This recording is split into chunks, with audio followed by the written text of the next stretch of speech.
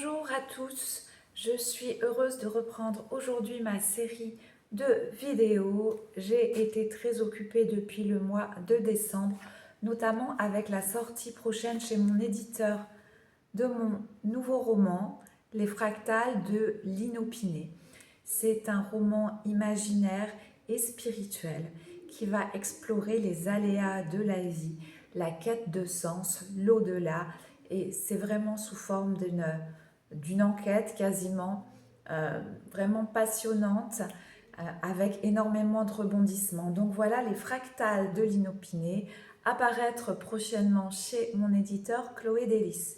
Ensuite, je fais toujours actuellement les dédicaces de l'été Gigi, cette petite nouvelle d'une centaine de pages sur le sentiment amoureux à l'adolescence et sur le résiduel de ces amours de l'adolescence, ce que ces amours nous laissent, comment elles peuvent nous influencer, etc. Voilà, c'est l'été Gigi. Et toujours, il me reste un ou deux exemplaires de mon ouvrage de développement personnel, Voyage en self-love, sur l'amour de soi et sur comment se choisir soi pour avancer dans la vie, comment s'aimer davantage pour pouvoir concrétiser ses objectifs. Voilà, donc ça fait beaucoup de choses encore à côté de ma carrière de thérapeute, sophrologue et psychopraticienne à Vichy. Aujourd'hui, j'aimerais vous parler de ce sujet. Parfois, vous venez à mon cabinet, où je l'entends aussi en entreprise, parfois je l'entends en structure sociale, en ESAT et partout où je peux intervenir. C'est cette question, c'est comment ça se fait? Il y a certaines personnes qui réussissent tout. On dirait qu'elles sont tombées dans la poudre de perlimpinpin lorsqu'elles étaient petites. Et tout leur réussit, elles réussissent tout. Et moi, alors vous me dites, et moi, j'ai beau me donner les moyens, j'ai beau faire énormément, travailler très dur, j'ai beau suer au travail, etc.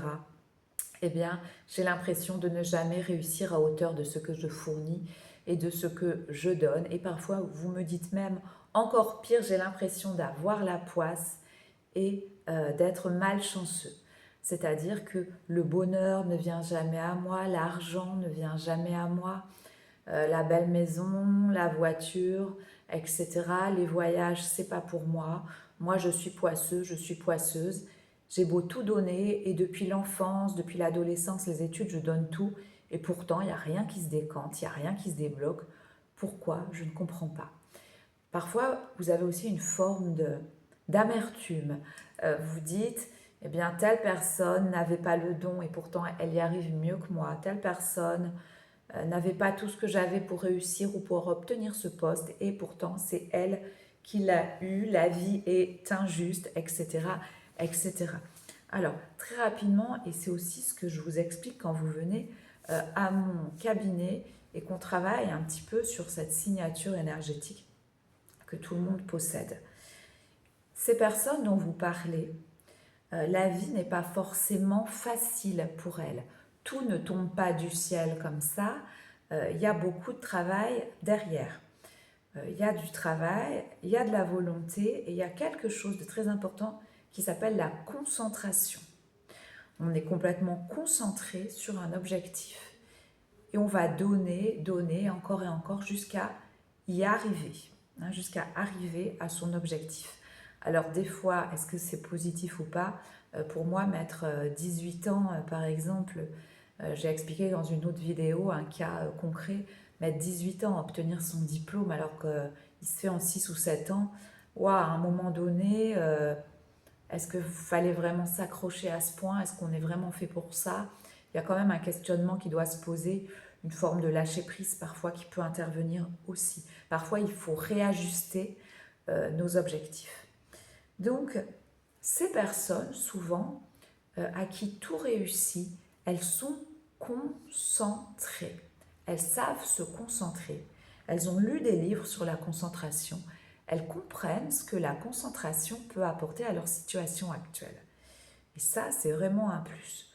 Parce que si le matin, vous faites 5 minutes de yoga, que vous allez promener votre chien en répétant des affirmations positives et qu'à la première facture, vous tombez dans une forme de marasme, d'affolement général, que vous vous plaignez de votre situation, ça ne peut pas fonctionner. Pourquoi?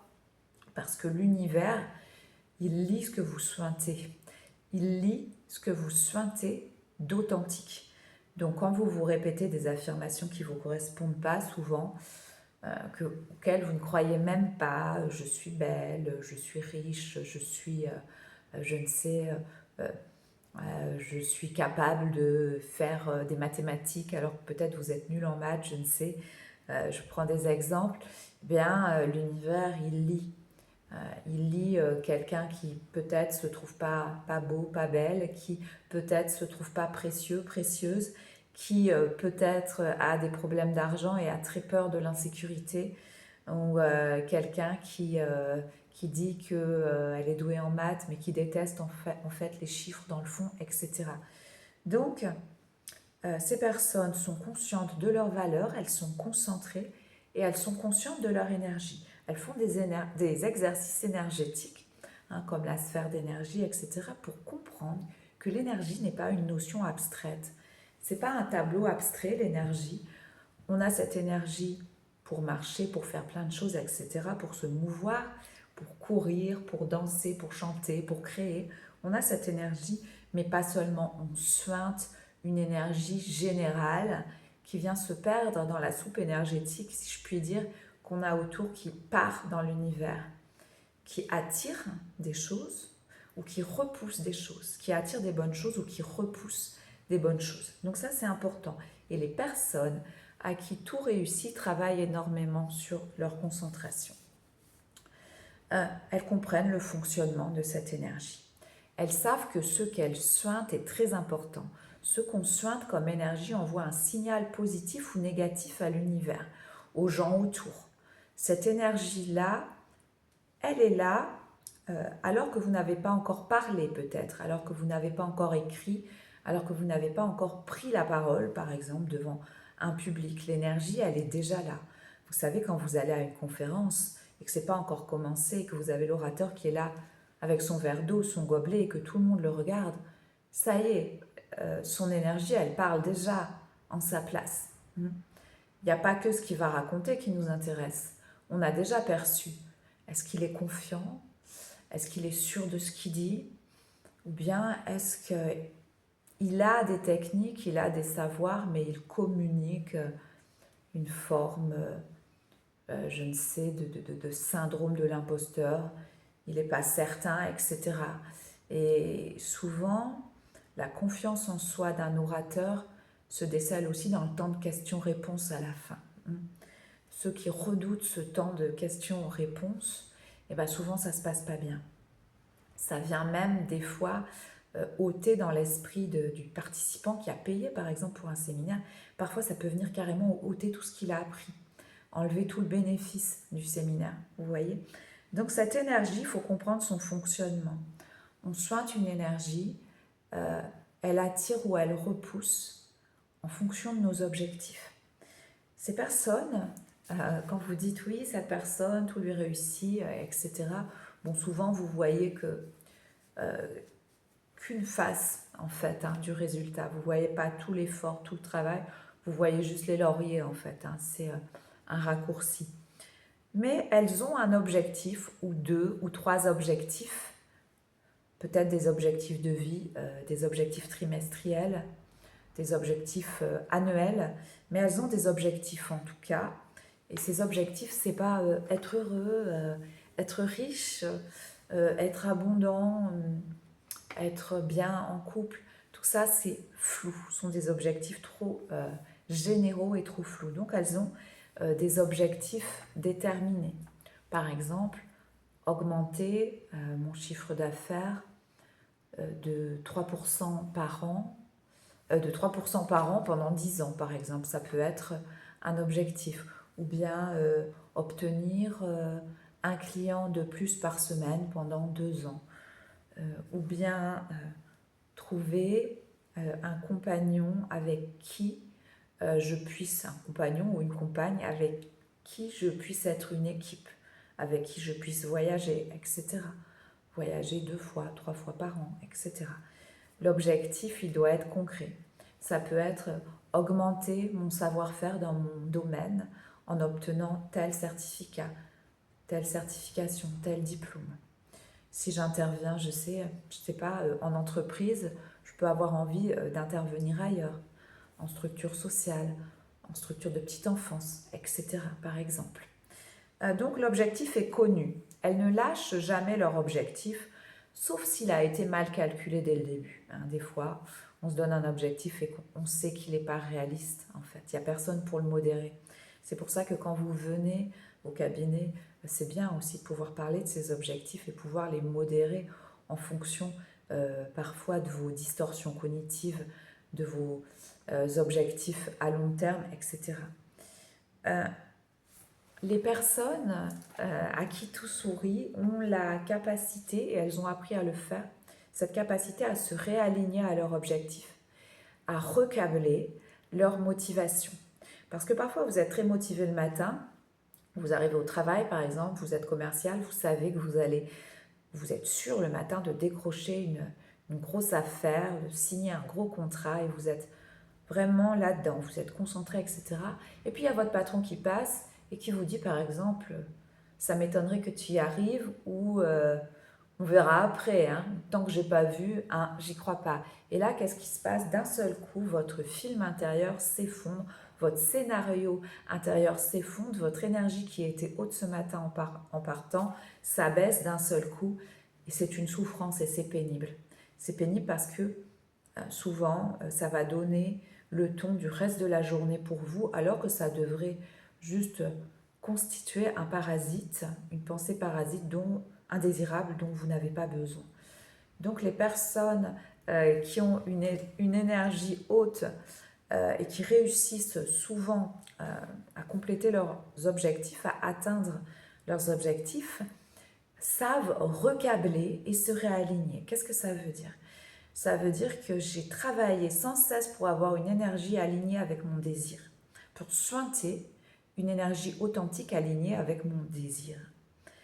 Et quand on vient l'abaisser d'un seul coup, et ben, au lieu d'être atteinte et d'être catastrophée, etc., je me pose, je respire, je fais un exercice. Je vais m'enfermer n'importe où dans les toilettes, dans un KGB s'il le faut, mais je me coupe déjà physiquement des personnes qui font baisser mon énergie et je me recable. Je me recable, je me remets sur mes objectifs, je me recable sans cesse. Je me réaligne, je me recable. Je ne veux pas perdre le bon signal du matin. Et plus je fais ça, moins je suis atteint par ces propos parasites qui viennent baisser mon énergie. Ça veut dire, pour résumer, j'ai mon objectif, tu peux en penser ce que tu veux, mais moi je ne lâche rien, je ne cède rien. Dans un livre, j'ai raconté cette histoire d'un homme, d'un jeune homme, enfin peut-être 35 ans, qui avait été dans une université qui faisait partie... Cette université avait un orchestre, une chorale, etc., finalement assez célèbre dans le pays. Et donc, eh bien, souvent, les gens qui en avaient fait partie gardaient des responsabilités avec les nouveaux étudiants dans cette chorale, orchestre assez renommé. Et puis un jour, il y a quelqu'un qui lui dit comme ça, du groupe, un de ses amis, qui dit « Oh non, non, moi je ne vais pas rester, ça me prend trop de temps, ma femme, elle n'est pas contente, et puis la rétribution est moindre. » Alors ils touchent un petit quelque chose dans l'association pour leur travail quand même, hein, c'est pas complètement bénévole. Et donc, il dit non, moi je vais partir et il y en a plein des anciens hein, qui vont faire comme moi, qui vont partir, tu sais. Donc, eh ben, cette personne, notre protagoniste, rentre le soir, il dit à sa femme, tu sais, ils vont tous partir, donc je vais partir aussi. Donc, il part. 10 années se passent et un jour, il est invité et il revoit cette personne qui lui a en fait soufflé de céder sa place et de partir. Et cette personne est toujours là. Alors, il lui dit, bah, moi je suis partie et toi tu es toujours là alors en fait? Bah oui, tu sais, parce que finalement la rétribution a un peu augmenté, puis finalement je me serais ennuyée si j'avais quitté, etc. Et lui, il n'a pas moyen de revenir après. Donc en fait, il a perdu sa place, il a lâché une place qui lui plaisait. Alors, ce n'était pas son travail principal, c'était un complément qu'il avait depuis la jeunesse, etc. Mais donc, il a lâché. Il a écouté des propos, il s'est laissé envahir et il a perdu. Et maintenant, il a de la rancœur d'avoir perdu et même il sent qu'il a été manipulé. Donc, il faut absolument éloigner les gens, les vibrations, les faits qui ne viennent pas servir votre objectif. Si vous avez un objectif, je ne sais pas, de mieux vous entendre avec votre adolescent, mais dès qu'il y a quelque chose, dès qu'il y a des frictions, vous vous énervez, vous criez, etc., et ben, désolé de vous dire que ça ne sert pas votre objectif de bonne entente. Vaut mieux peut-être partir, respirer, recabler, puis revenir plus motivé. Vaut mieux des fois apprendre aussi qu'un adolescent peut dire des choses qu'il ne pense pas vraiment, etc. Relativiser, recabler. Les gens qui réussissent, à qui tout semble sourire, écrivent leur journée, ils ne restent pas dans le flou. Ils écrivent le soir, sur un papier, comment va se dérouler la journée du lendemain. Ils essayent de se tenir à leur objectif et à leur feuille de route quotidienne. Ils ne restent pas dans le flou. Donc voilà les secrets des gens qui seraient apparemment chanceux, entre guillemets. On se rend compte qu'il y a un travail énorme. Déjà un travail qui peut être physique et intellectuel, mais il y a aussi ce travail énergétique sur garder des vibrations hautes et recabler, se réaligner sans cesse. Voilà, à bientôt. Bye bye.